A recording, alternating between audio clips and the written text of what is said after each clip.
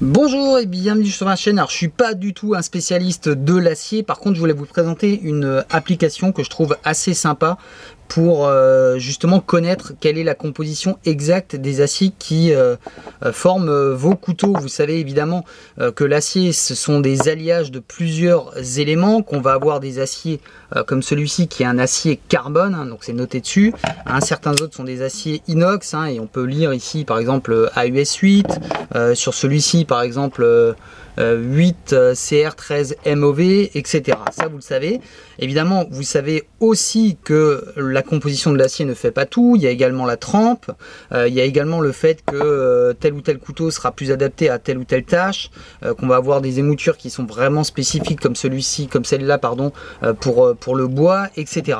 Mais on va s'intéresser à cette petite application parce que je la trouve assez sympa. Alors je vais couper la lumière, ça va être beaucoup plus simple. Alors cette application, vous allez la trouver, alors ici on n'est pas sur un iPhone, hein, on est sur un téléphone normal. Hop, Play Store, et là vous allez trouver ça, Knife Steel Composition Chart. Alors je vais vous montrer, elle est assez simple à utiliser. On ouvre l'appli et puis bah voilà, on va choisir. Donc là j'avais choisi du S30V par exemple. Si je clique dessus, bien on va me donner la composition exacte de l'acier. C'est en anglais, ok, mais on va comprendre deux trois petites choses, etc. Enfin voilà. Au pire, vous faites un copier-coller et puis vous allez traduire. Et puis on nous donne même l'endroit où on peut le trouver, les fabricants, etc. Ensuite, ce qui est intéressant, c'est qu'ici on a un petit graphe. Donc on peut activer le graphe qui va nous montrer encore une fois ben voilà, les différentes compositions de cet acier là, et on peut aussi le comparer. Donc on appuie ici sur plus, on va chercher un autre acier. Alors là par exemple on va prendre un acier au carbone type 1095. Voilà, on va prendre le premier au-dessus, tac.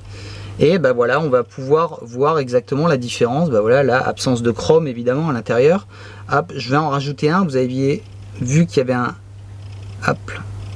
10, un 1095, voilà, chromé vanadium, voilà, où il y a, bah là le graphique du coup il est en vert. Bah voilà, donc c'est assez intéressant, c'est assez marrant en tout cas de pouvoir voir les différences qu'il y a entre tous ces aciers. Et puis voilà, vous avez la possibilité aussi d'enlever des éléments si vous le souhaitez, de pouvoir voilà, choisir voilà, bah oui,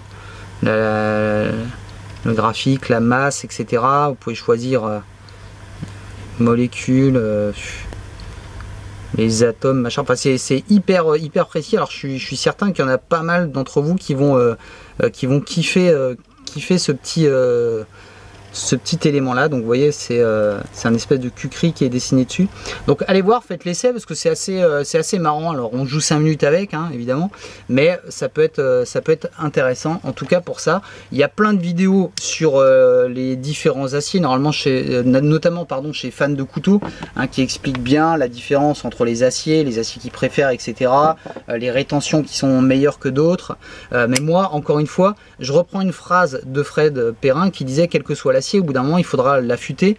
Et moi j'aime bien des lames, enfin des aciers qui sont faciles à affûter. Je préfère les affûter régulièrement, et quel que soit l'acier, même si c'est des aciers haut de gamme comme du S30V, etc., vaut mieux le faire régulièrement pour pas galérer au bout d'un moment quand votre couteau ne coupe plus, évidemment. C'est le conseil qu'on vous donne évidemment tous. Voilà, donc je vous dis, ouais, j'adore celui-là. Je vous dis à très bientôt pour d'autres vidéos. C'était vraiment une vidéo rapide aujourd'hui. Allez, portez-vous bien. C'était Chris Jones, bye bye.